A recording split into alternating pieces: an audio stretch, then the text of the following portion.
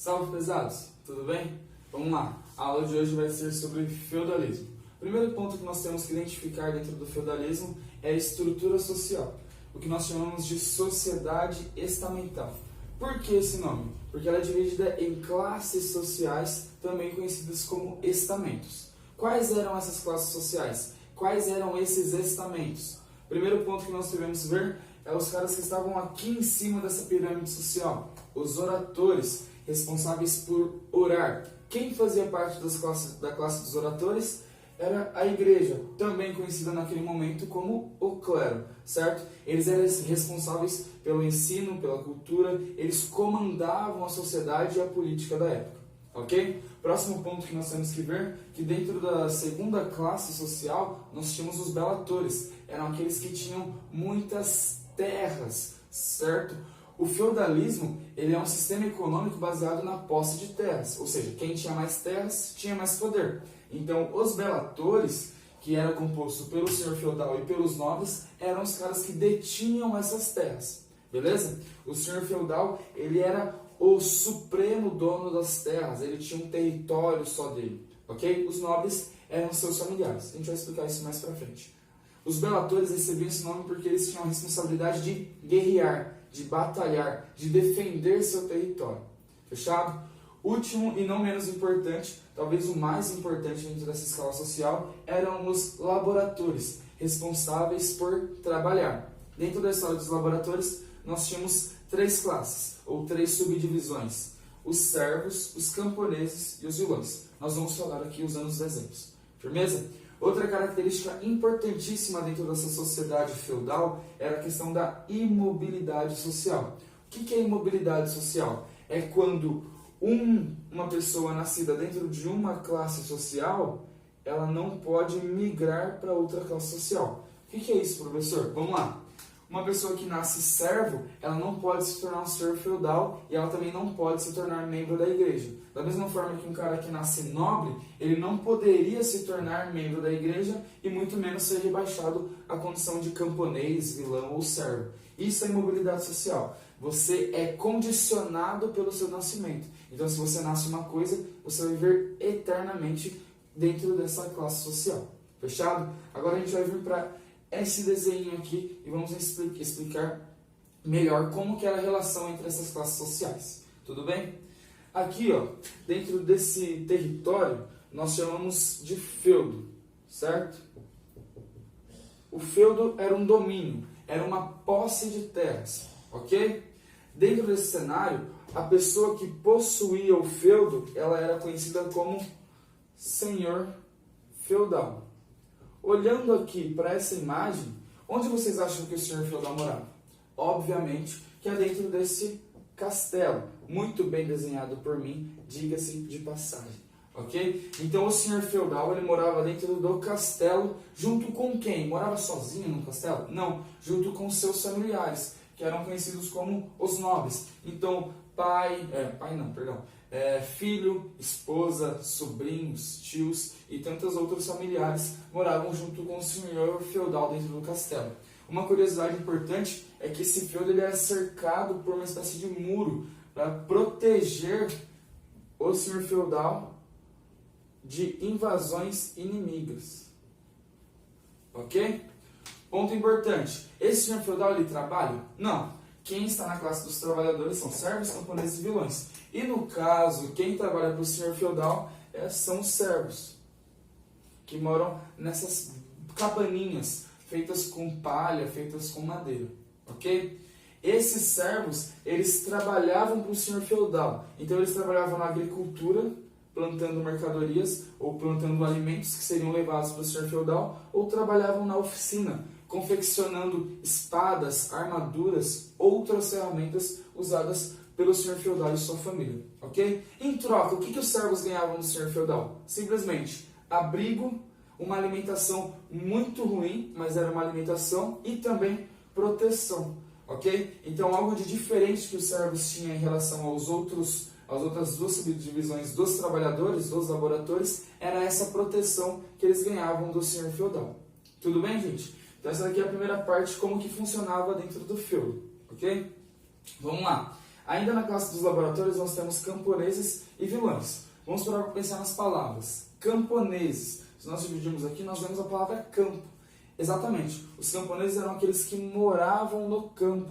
Então eles moravam próximo às florestas. Eles tinham uma área dentro desse território que era deles para plantar mercadorias. Okay? Então ali dentro dessa área eles plantavam mercadorias. Tudo bem? Qual a diferença então de um camponês para um servo? Esse camponês não tem ninguém para protegê-lo. Então, se vier algum senhor feudal, se vier algum bárbaro, se vier algum criminoso daquela época e fosse assaltar, tomar a casa desse camponês, não tinha ninguém para ajudá-lo, não tinha ninguém para defendê-lo, ok? Diferentemente dos servos, que se houvesse alguma coisa contrária a eles, o senhor feudal os defenderia, tudo bem? Não porque o senhor feudal é bonzinho, vale ressaltar, mas sim porque o servo trabalha para o senhor feudal, ele não queria perder um funcionário. A diferença desse servo, do camponês, para o vilão, é que o vilão vem do nome Vilas. Então ele não é um vilão como Coringa, por exemplo. Mas ele é um vilão por morar dentro das vilas. E qual a diferença de uma vila para um camponês? O camponês mora no campo, na floresta, vivendo da agricultura. Nas vilas, os vilões trabalhavam com artigos feitos à mão, ou seja, manufaturados, produtos de cerâmica, produtos artesanais, produtos como roupa e também a fabricação de armaduras, ferramentas, espadas, que seriam trocadas entre si. Então era nessas vilas aqui que havia atividade comercial que nós conhecemos como escambo. Beleza? Então falamos dos laboratórios, falamos um pouco sobre esses belatores, que eram o senhor feudal. Dentro dessa característica do senhor feudal, existia um outro ponto, que era um negocinho chamado contrato de enfeudação. Como que funcionava? Que palavra difícil, professor. Dá para perceber que a palavra enfeudação, ela tem a ver com feudo. Vamos pensar o seguinte. Esse daqui é um feudo, ou seja, é uma área, uma posse de terras que quem domina é o senhor feudal, ok? Vamos pensar o seguinte, esse senhor feudal, ele tem um amigo distante, ele quer disponibilizar parte das terras dele a esse amigo, tudo bem? Então ele vai dar essas terras a seu amigo. O senhor feudal que está dando essas terras, ele vai ser chamado de suzerano. Quem dá terras. O senhor feudal, agora esse amigo do senhor feudal que está recebendo as terras, vai ser chamado de vassalo, ou seja, quem recebe as terras. Essa relação do contrato de enfeudação, ela era selada através de um juramento feito entre os dois, onde eles colocavam a mão até sobre a Bíblia. E quem selava esse acordo eram esse suzerano e esse vassalo, ou seja, esse senhor feudal que deu as terras, o suzerano, e o senhor feudal que recebeu as terras, o vassalo. De que forma eles selavam esse acordo? Justamente com uma bitoquinha, com um selinho. Ok, senhores? Havia também, além dessa relação do senhor feudal suzerano e do senhor feudal vassalo, um outro ponto.